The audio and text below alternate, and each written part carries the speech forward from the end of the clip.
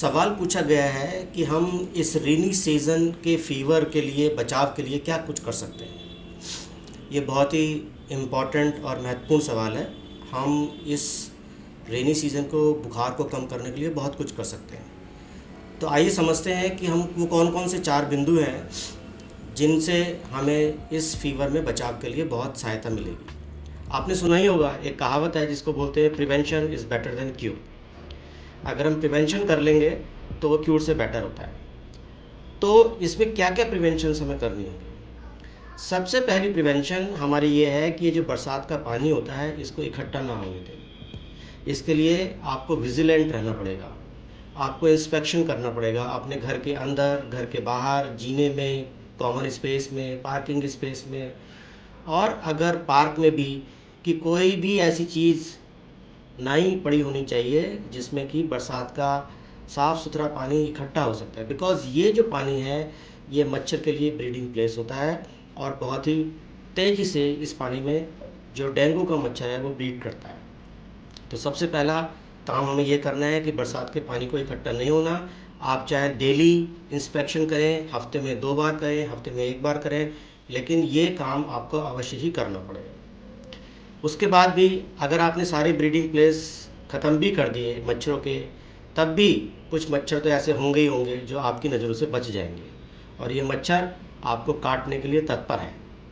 तो इनसे बचाव के लिए आपको क्या करना है, ये हमारा दूसरा पॉइंट है। तो इसमें दूसरे पॉइंट में सबसे पहले इन मच्छरों से बचाव के लिए आपको एक तो रिपेलेंट्स यूज़ करने पड़ेंगे। लेकिन जब आप रिपेलेंट्स यूज़ करते हैं तो उसकी भी एक प्रॉब्लम होती है। अगर कोई स्मोक वाले रिपेलेंट्स है तो उससे कुछ लोगों को रेस्पिरेटरी प्रॉब्लम्स होती हैं। अगर कुछ लोशंस हैं जो स्किन के ऊपर लगाए जाते हैं तो कुछ लोगों को स्किन एलर्जी भी हो जाती है उनसे। सबसे अच्छा रहता है कि आप मॉस्किटो नेट यूज़ करें, तो मॉस्किटो नेट यूज़ कर सकते हैं। उसके बाद जो तीसरा है वो ये है कि बरसात के जो घर के अंदर गंदगी आ जाती है उसको आप कैसे हैंडल करें। इसके हैंडल करने के लिए सबसे पहले आपको कुछ अपने घर के नियम कानून बनाने पड़ेंगे। जैसे कि आप जूते चप्पल अगर बाहर से आ रहे हैं तो घर के अंदर गेट पे ही निकाल दें, ठीक है। घर की अच्छे से सफाई करें, रसोई की अच्छे से सफाई करें। कटे हुए फल या रखे हुए खाना बिल्कुल ना खाएं। और इसमें एक सबसे इम्पॉर्टेंट और महत्वपूर्ण बात है कि आपको सबसे ज़्यादा अपने कपड़ों की और अपने हाथ की सफाई करनी है। हाथ की सफाई करने के लिए आपको अपने हाथ के नेल्स हर हफ्ते काटने हैं। हाथ को कम से भी कम नहीं तो दिन में 3 से 4 बार धोएं। एक बार हाथ धोने के लिए कम से भी कम नहीं तो 30 सेकंड से 40 सेकंड का टाइम आप देंगे, जिसमें साबुन लगाना है, पानी से हाथ धोना है और हाथ की सभी सरफेसेस को अच्छे से क्लीन करना है। WHO ने हाथ धोने की पूरी एक सही विधि बताई है जो कि WHO की साइट पर भी अवेलेबल है। आप चाहें तो किस तरह से अच्छे से हाथ धोए जाते हैं वो आप वहाँ से सीख सकते हैं। और चौथा बिंदु है आपकी अपनी इम्यूनिटी को बूस्ट करना। इम्यूनिटी को बूस्ट करने के लिए सबसे इम्पॉर्टेंट है कि आपकी जो डाइट है वो हाई प्रोटीन डाइट होनी चाहिए। आपका जो बॉडी का हाइड्रेशन है वो अच्छा होना चाहिए। आपका बॉडी का हाइड्रेशन अच्छा है ये कैसा पता लगेगा, ये आपके यूरिन के कलर से पता लगेगा। अगर यूरिन का कलर हल्का डार्क हो रहा है या येलो हो रहा है तो इसका मतलब ये है कि अभी भी बॉडी में पानी की कमी है, हाइड्रेशन में कमी है, आपको ज़्यादा पानी पीना है।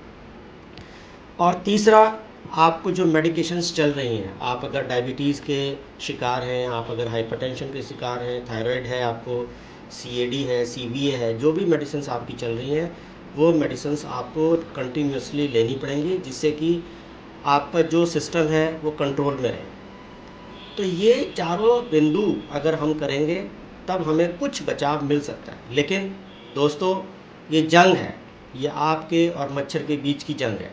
अगर आपकी तैयारी अच्छी तो आप जीते, अगर मच्छर की तैयारी अच्छी तो मच्छर जीतेंगे। और यदि मच्छर जीतता है तो आपको बुखार होना निश्चित है।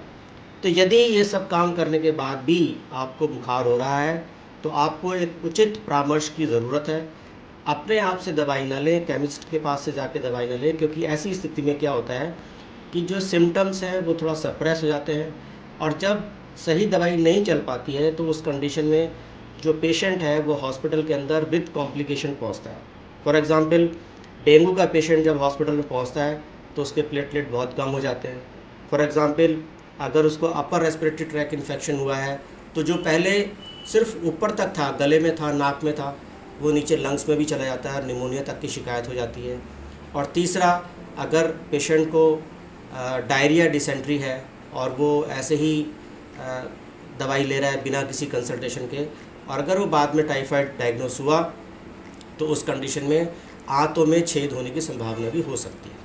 तो मेरा आप लोगों से यही अपील है कि अगर आपको बुखार है तो आप उचित डायग्नोसिस बनवाएं, उचित इन्वेस्टिगेशन करें और पूरा डायग्नोसिस करने के बाद ही कोई दवाई शुरू करें।